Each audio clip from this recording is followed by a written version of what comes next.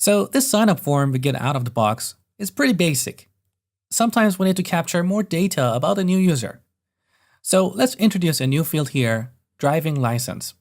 Imagine a new staff member should enter their driving license for security reasons.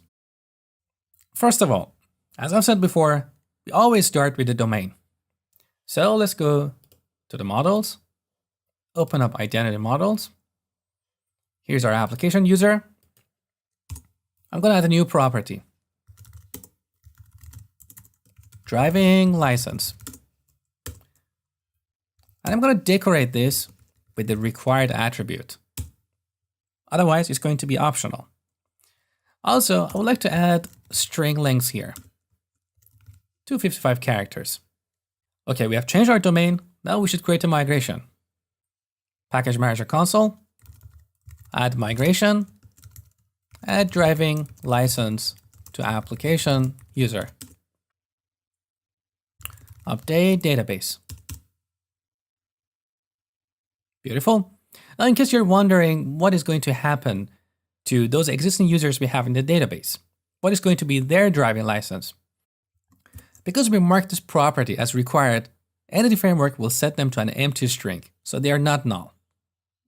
Okay, so the domain model and the persistent store or database are updated. Next, we work on the view.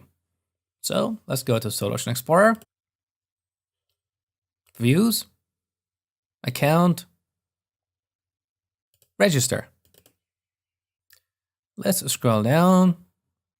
I'm going to get this form group, which is for the email field, copy, and paste it before our submit button or after confirm password.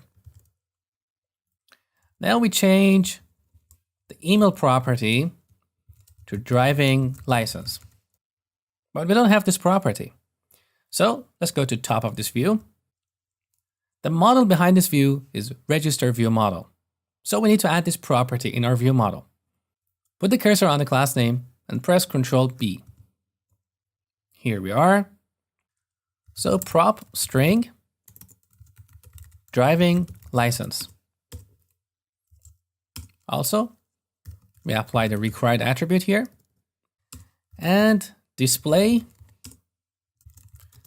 to add a space between driving and license.